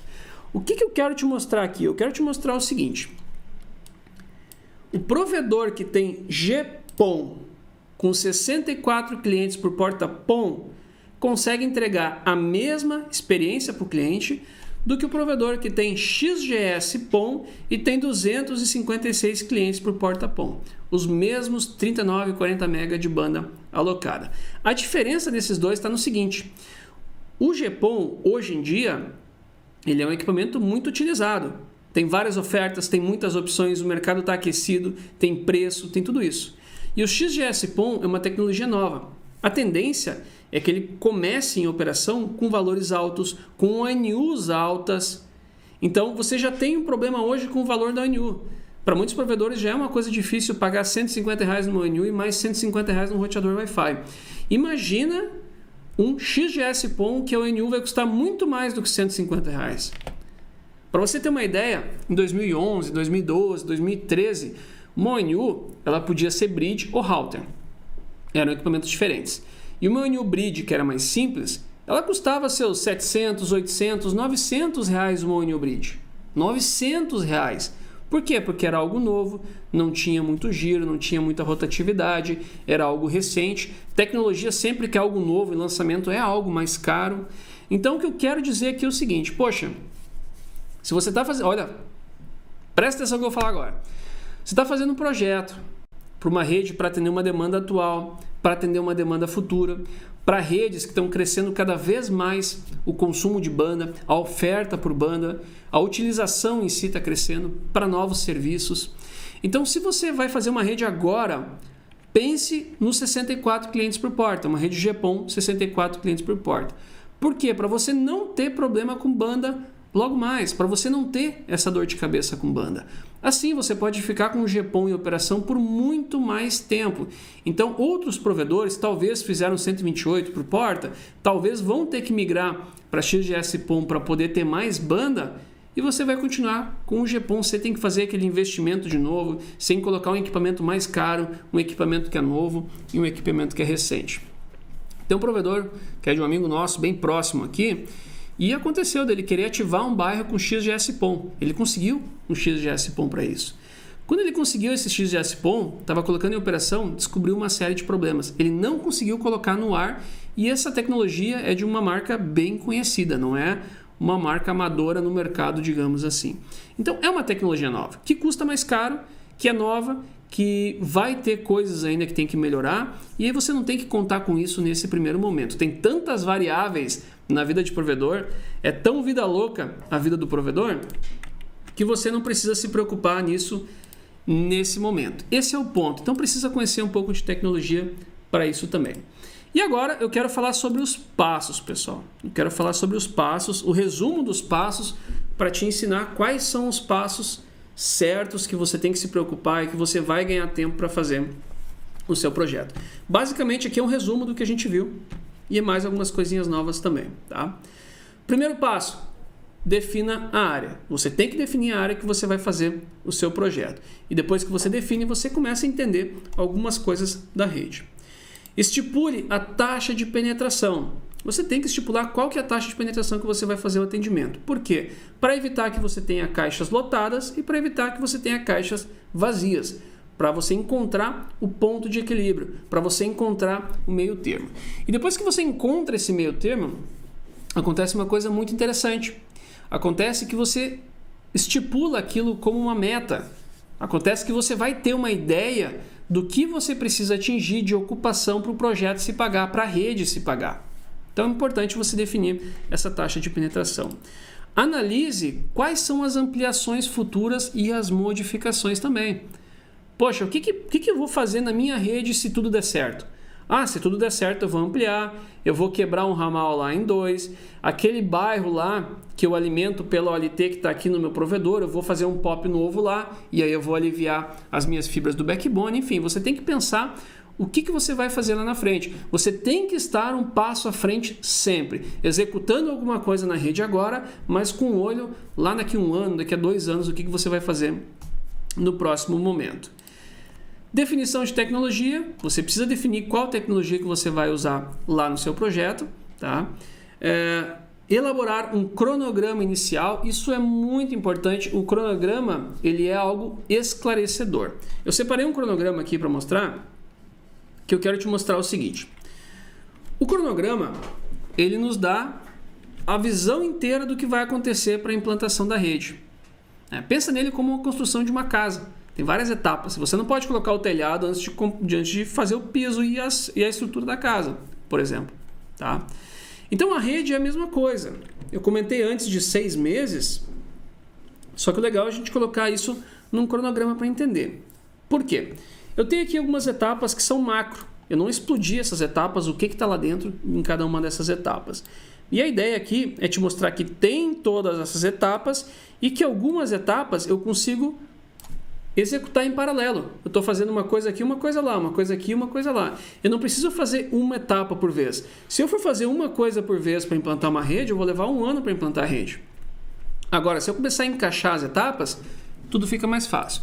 Por exemplo, vamos supor que você tem 30 dias para fazer um planejamento em um projeto. Não é nenhum absurdo. 30 dias você consegue fazer um planejamento de uma rede. Aqui está em semanas, tá? 4 semanas. Legal. Nesse período, você não pode comprar material. Nesse período, você não pode instalar nada. Nesse período, você não pode ver na internet. O que você vai fazer nesse período? Minha sugestão nesse período é você capacitar a equipe. Vai trabalhando em capacitação, vai colocando mais gente na equipe, enfim, você consegue trabalhar nessa frente. Legal. Depois que o projeto está pronto, você entra num outro momento, que é o projeto de compartilhamento. Está aqui, você precisa fazer o projeto de compartilhamento. O projeto de compartilhamento também tem um tempo para fazer ele. E nesse tempo, de repente é interessante você esperar para comprar fibra, esperar para comprar caixa, esperar para comprar algumas coisas, para evitar que compre alguma coisa que não precisava ou alguma coisa errada. Por exemplo, aqui em Florianópolis, a Celesc determinou que nos postes tem que usar caixas com 8 clientes. Você só pode ter 8 clientes conectados numa caixa. Então, por exemplo, vamos supor que você fez o dimensionamento, colocou splitter de 1 para 16, encaminhou para a Celesc e você comprou as CTOs de 1 para 16. Quando o projeto voltar da concessionária, você vai receber essa negativa, não pode 16, tem que ser 8, muda o projeto. Só que você já comprou as caixas, o problema está nas caixas, tá? Então, vai para a concessionária, o ideal é esperar um pouquinho. Beleza. A concessionária, ela demora um tempo para aprovar. 30, 60 dias, depende da concessionária. Se for o seu primeiro projeto, eu tenho uma outra dica. Primeiro, faça o seu cadastro na concessionária, porque às vezes só o cadastro demora 30 dias. Depois você tem mais o tempo para aprovar o projeto, tá? Beleza. Enquanto o projeto está em aprovação, aí sim outras coisas podem acontecer em aprovação, outras coisas podem acontecer. Por exemplo, diagrama unifilar. Poxa, o projetista pode trabalhar com o diagrama unifilar, que é aquele documento que diz quais fibras faz fusão com quais fibras. Beleza. Depois disso, pode fazer o cálculo de potência. Você não precisa do cálculo de potência antes. Você precisa depois. Não está fazendo falta nesse momento. Nesse período aqui, você pode começar a compra dos cabos. Por quê? Porque cabo, se você comprar num distribuidor, provavelmente ele vai ter a pronta entrega, só que provavelmente ele vai te cobrar um pouquinho mais por isso. Esse é o custo da pronta entrega. Agora, se você comprar cabo na fábrica, provavelmente você vai conseguir preço. Só que eles vão te pedir muito tempo para entregar. Então você consegue já começar a compra de cabos. É uma sugestão, não é uma regra, tá? E também você pode montar uma homologação, e compra de equipamentos também. Então, no final desse processo, você já pode começar a comprar equipamentos aqui. Então, moral da história, nesse cronograma, em 16 semanas, projeto, aprova, começa a comprar os materiais, capacita a equipe o tempo inteiro e você consegue já se organizar várias coisas antes de começar o lançamento. Foi aprovado o projeto? Cara, você está com os materiais, você tem tudo para começar a instalar e você tem um período também para fazer algum possível ajuste. Normal, está tudo certo. E aí sim, começam as instalações. Quando a rede está sendo instalada, você tem um período que você pode homologar setup. O que é homologar setup? Poxa, o pessoal está lançando fibra, coloca outra turma para fazer configuração, para fazer teste, para homologar como vai ser feita a configuração da rede. Tá? E aí, está lançando fibra, uma outra equipe pode ir montando as caixas. Montou as caixas, verifica o nível de sinal da rede, vê se está certo. Se não estiver certo, já muda agora. Não espera terminar a rede inteira para depois corrigir a rede. Você vai instalando e vai já averiguando e vai corrigindo. E aí sim, instalação, ajustes de rede, as build, que é o processo de ajustar o projeto conforme o campo. Às vezes acontece do projeto ter alguma coisinha errada, tem um transformador lá no poste, tem que mudar o projeto, é o as build. E por fim, a ativação dos clientes acontece. Então, o objetivo desse cronograma aqui não é que esse é um cronograma perfeito, esse é o melhor cronograma, faça isso que está tudo certo. Não. Mas a ideia é te mostrar que quando você escreve todas as tarefas, escreveu tarefa por tarefa, você começa a enxergar onde você encaixa as coisas e você consegue otimizar o tempo. Para que isso? Para você conseguir fazer uma rede boa, para você conseguir negociar materiais também, comprar material com tempo. Se a gente tem tempo para comprar, a gente consegue uma melhor negociação. E o melhor de tudo, para você instalar a rede antes, para você colocar cliente na base antes, para começar a trazer a faturamento dessa rede antes. Né? Então era isso que eu queria falar sobre o cronograma. O que mais eu coloquei aqui? Ó? Os passos. Depois do cronograma, que você entendeu quanto tempo vai levar para fazer essa instalação, você consegue montar a sua estimativa financeira e você tem que ter a estimativa financeira. Você tem que entender as suas limitações, como a gente estava falando antes, que é de conhecimento, limitações de estrutura, propriamente dito, o que o provedor vai ter que investir a mais de estrutura e as limitações financeiras. E aí sim, elaboração de projeto, diagrama, projeto de compartilhamento, capacitações que você vai precisar na sua equipe e aí, por fim, depois que isso tudo acontecer, você está apto para construir e para ativar. O que eu queria te mostrar, o grande ponto da aula é isso aqui, ó, é esse passo a passo, são essas etapas. Então não adianta se preocupar lá com o suporte, comprar BAP, comprar suporte e tudo mais, se você não entendeu um monte de coisa ainda antes da construção. Deixa para se preocupar com a fibra quando chega o momento da fibra. Deixa para se preocupar com a CTO quando chega o momento da CTO. Cada coisa tem o seu momento. E quando a gente pesquisa tudo ao mesmo tempo, a gente se perde. Excesso de informação não é conhecimento. Você se perde quando tem um excesso de informação. Então, vai por etapas, vai por fases, cada importância na sua determinada fase que a coisa vai dar certo. Bom, galera que está ao vivo aqui, vamos bater um papo pelo chat agora. Durante a aula aqui eu não consigo ficar de olho no chat, dar muita atenção no chat, porque tem todo o material aqui, tem os exemplos. Mas vamos no chat agora, vamos trocar uma ideia. Eu vi que já entrou algumas perguntas aqui, coloca a sua pergunta aí também. Eu vou responder algumas perguntas, dá tempo da gente responder algumas aqui. Secou a garganta. Vamos lá. Blá, blá, blá, blá, blá, blá. Vamos lá, ó. Estou começando um provedor. Como faço para dividir o meu link em quantidade de clientes? Jefferson, não tem uma receita, né? Como eu estava falando antes, não tem uma receita. Não tem uma receita. E a tendência é que quanto mais clientes você tem, melhor fique esse compartilhamento. Então, no início vai doer. No início você vai contratar mais banda, vai ter poucos clientes. E quando você vai colocando mais clientes, a tendência é que a média de consumo por cliente vai ser menor. Vai ser menor. Tem casos de clientes que não tem nenhum controle de banda ou com planos de alta velocidade, que o consumo médio do cliente, de cada cliente, é de 3 mega. Consumo médio de 3 mega por cliente. Agora, se você tem 100 clientes, o consumo médio vai ser maior. Se você tem 1.000 clientes, 2.000, a coisa muda, entende? Então é um pouquinho complicado essa questão de cliente. É bem complicado mesmo, tá? O negócio é ir monitorando. Você sempre tem que ter link em abundância e vai monitorando. Por que o link em abundância?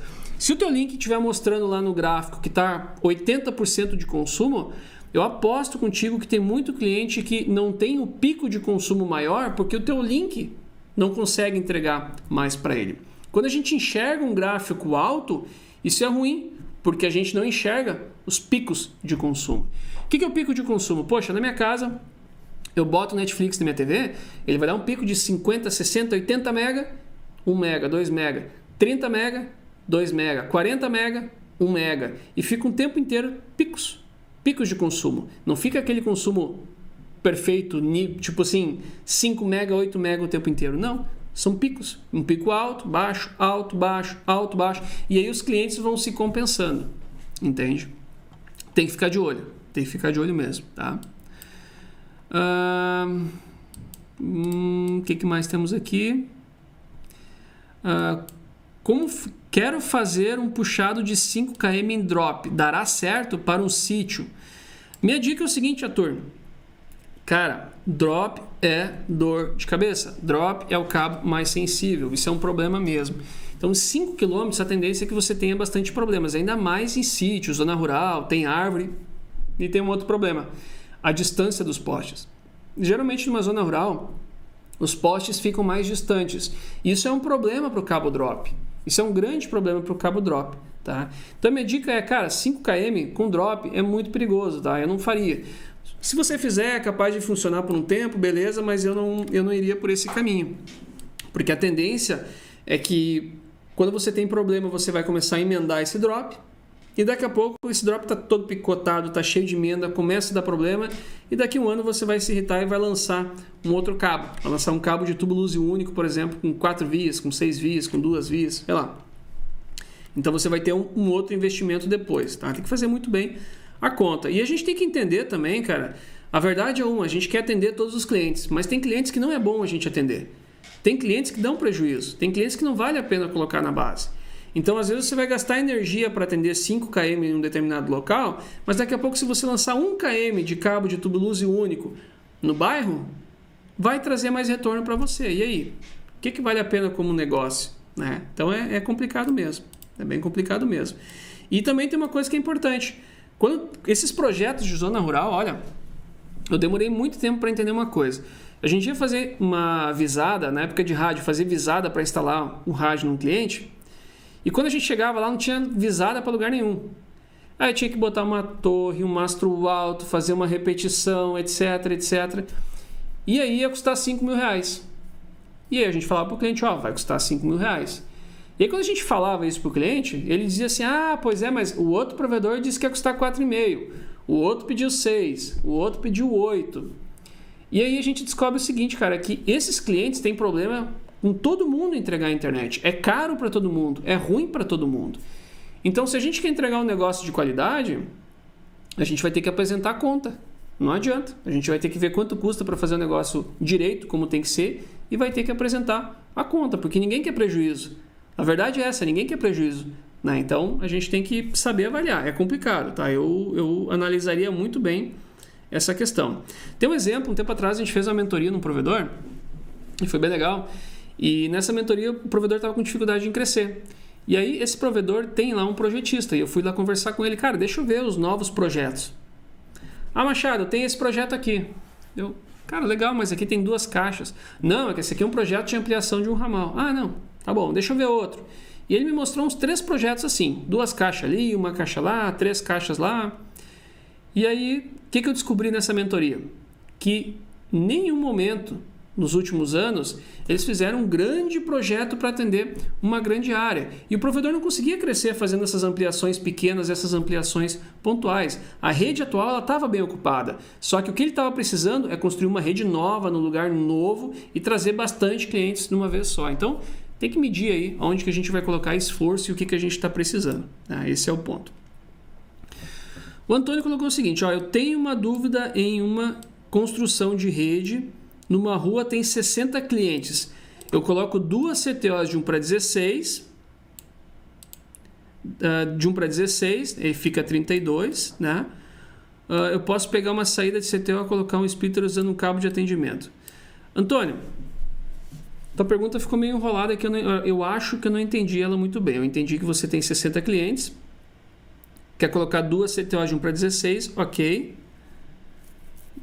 E se pode pegar uma saída de CTO e colocar um splitter usando o cabo de atendimento. Entendi. O que o Antônio aqui quer fazer é o seguinte, galera. Ele tem a CTO de atendimento e ele quer sair de uma CTO com cabo de atendimento para abrir outra. Né? Botar 1 para 2, abrir outro. Antônio, assim, quando a gente tem CTO atrás de CTO, geralmente a gente tem um nível de atenuação muito alto. E geralmente, quando funciona, o nível de sinal fica muito ruim. Então, o certo é, você tem camadas de splitters. Você pode, por exemplo, ter 2 níveis de splitter. O primeiro nível, ele recebe o sinal da porta PON e ele divide. Ponto. Por exemplo, splitter de 1 para 4. Esse é o primeiro nível. Aí, nas saídas desse splitter de 1 para 4, é conectado o segundo nível de splitter. Por exemplo, o splitter de 1 para 16, que é o splitter da CTO que atende o cliente. Então, eu tenho 2 níveis. Mas também pode acontecer de tu ter, por exemplo, com 3 níveis. 1 para 2, por exemplo, no primeiro nível. Nessas 2 saídas, tu pode ter, 2 de 1 para 4, por exemplo. Só que essas 2 saídas de 4, esses 2 splitters com 4 saídas, não atendem clientes. Atendem um terceiro nível de CTO. E aí você tem CTOs de 1 para 8, por exemplo. E aí você só tem clientes no último nível. O ponto é, você tem níveis de splitters e o certo, o ideal, né, é que você tenha clientes apenas no último nível. Por quê? Porque se você coloca CTO atrás de CTO, cliente lá no segundo nível, você começa a ter um monte de sinal maluco na porta. E o pior de tudo, você não consegue aproveitar a capacidade máxima da porta.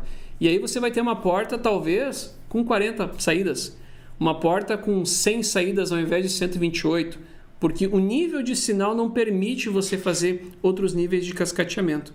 Tá? Faz um esboço aí no papel que você vai ver que vai ficar melhor de entender essa situação. Tá? Mateuzinho colocou o seguinte, tenho a intenção de abrir 64 caixas a partir de 4 ramais. Estou com dúvida de quais splitters usar. Mateuzinho, olha só, se você já definiu que você vai abrir 64 caixas em 4 ramais, acompanha o raciocínio comigo. Aqui, ó. Se você tem 64 caixas dividido em 4 ramais, você vai ter 16 caixas por ramal. Beleza. Se você tem 16 caixas de ramal por ramal, 16 caixas por ramal, e vamos supor que a tua LT suporta 128 clientes por porta PON, 128 dividido por 16 vai dar 8. Significa que essas 16 caixas que você vai ter por ramal podem ser no máximo caixas de 1 para 8. Por quê? Para não exceder os 128 clientes por porta. Ou seja, você engessou o seu projeto porque você já definiu a caixa que você vai utilizar. É o que a gente falou lá no início da aula de ser um problema, né? De ser um grande problema nesse sentido.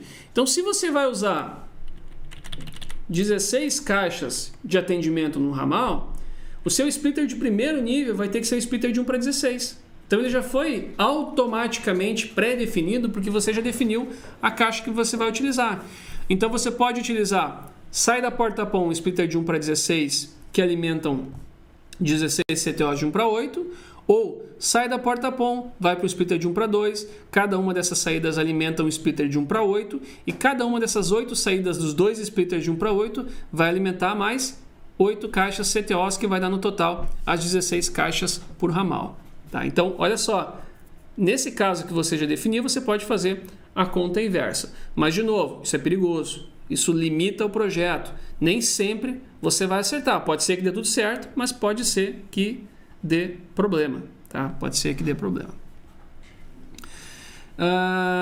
Que mais temos aqui? Perdi um pouco a linha do chat aqui. Daniel perguntou quanto que eu cobro para fazer um projeto FTTH. Depende, Daniel, do que são os entregáveis, digamos assim, né? Projeto, diagrama unifilar, o diagrama de compartilhamento, projeto de compartilhamento. Depende muito do que precisa ser entregue e do tamanho do projeto, né? Um projeto para 200 portas, 500 portas, 1.000 portas, 5.000 portas exige um tempo diferente, tá, Daniel? Então depende muito, tá? As meninas do comercial, elas podem te passar certinho isso aí, tá? Mas é muito comum eu fazer conferência para entender o tamanho do projeto. Elas geram uma proposta para você, né? Ou para quem precisar, mas ela é baseada em tempo de trabalho, né? Eu sei que mais ou menos tantas portas demora mais ou menos tanto tempo. Supernova colocou o seguinte, ó. Devo começar a minha rede totalmente nova ou fazer 1 para 8 com 2 fibras em cada caixa e na cidade... Muito prédio, 8AP com dimensão de 100% de atendimento. Cara, 100% de atendimento, ela é muito arriscado. Tá? Ela é muito arriscado mesmo. Começar uma rede nova é uma coisa boa. É uma coisa boa. Ruim é você ter uma rede que às vezes atende parcial e você ter que ficar remendando ela para crescer o projeto. Tá? Então, começar uma rede nova, ela é boa. O 100% de atendimento nunca é 100%, seria o paraíso, mas nunca é 100%, tem que ter um pouco de cuidado com isso, tá? E como você falou aqui, questão de muitos prédios, a questão dos prédios, quando você tem um prédio lá com 4, 6, 8 apartamentos, é mais fácil você ligar 2 clientes daquele prédio, 3 clientes daquele prédio que contrataram, você liga os 3 na rua. Agora, quando você tem um prédio com 16, um prédio com 30, um prédio com 40, um prédio com 60 apartamentos, para atender o prédio, você vai ter que pensar em splitters para o prédio. Você vai ter que botar um splitter de 1 para 8 dentro do prédio, 2, 4, enfim, depende realmente do tipo do prédio, tá? Então, quando você opta em entrar em prédios grandes, você tem que fazer projetos para atender os prédios grandes. O Luan botou para nós assim, como comprar o curso de vocês, Luan? fiberschool.com.br. Vai lá. Tem todas as informações, tem o botãozinho do WhatsApp, conversa com as meninas por lá também. E elas te explicam todos os cursos, o que tem em cada um deles e tudo mais. Dá uma olhadinha lá, fiberschool.com.br, vai encontrar tudo certinho. Ou pelo Instagram também, pode ir no Instagram, chama no direct que a gente te explica tudo certinho o que tem lá. Galera, creio que por hoje é isso, viu? Tentei não atropelar o assunto da próxima aula, mas acredito que tenha atropelado. Pelo menos um pouquinho dele. E a gente viu hoje que a gente tem muita coisa para pensar no nosso projeto, mas que se a gente pensar da ordem certa, deixar a coisa fluir, sem se preocupar de forma aleatória, digamos assim, com todas as informações ao mesmo tempo, a chance de erro diminui. Esse é o ponto. Se a gente for pensar tudo ao mesmo tempo, a chance de dar errado é muito grande. Eu tenho muitos alunos que são engenheiros, projetistas, que fazem projetos FTTH já há anos, só que na hora de dar o pontapé inicial do projeto, trava. Olha para a imagem e trava, demora, até conseguir acertar o padrão da cidade e o projeto começar a render. Todo projeto tem isso. Demora um tempo para entender aquele cenário, aquela topologia e depois a coisa flui. E isso acontece muitas vezes porque justamente vem com a preocupação de tudo ao mesmo tempo. E o que eu tentei trazer agora aqui, cara, respeita as etapas que a coisa vai dar certo. Quando eu vou fazer um projeto, por exemplo, para alguém, cara, eu faço uma conferência, a gente faz alguns alinhamentos, mas eu estou muito mais preocupado com as condições do provedor, qual área que ele quer atender agora, qual área ele quer atender no futuro, se ele quer fazer outra cidade depois, se ele quer usar o backbone para trazer o link de internet, talvez, ou se ele quer usar o backbone para aproveitar e interligar alguma torre, alguma coisa assim. Eu me preocupo muito mais com isso no primeiro momento do que em definição de caixa, definição de cabo, cálculo de potência. Isso vem depois. Deixa cada coisa para cada momento que a coisa fica mais fácil. Pessoal, muito obrigado a todo mundo que acompanhou aqui ao vivo, participou, colocou dúvida. Eu espero ter colaborado um pouquinho mais nesse desafio de montar um provedor FTTH. Não é uma tarefa fácil, tem que respeitar os passos e a ideia realmente é auxiliar, a ideia realmente é ajudar. Você que não é aluno, essa aula vai ficar 24 horas disponível no ar. E para você que é aluno, essa aula amanhã, ela vai lá para a nossa plataforma e você pode assistir ela quantas vezes quiser. Beleza?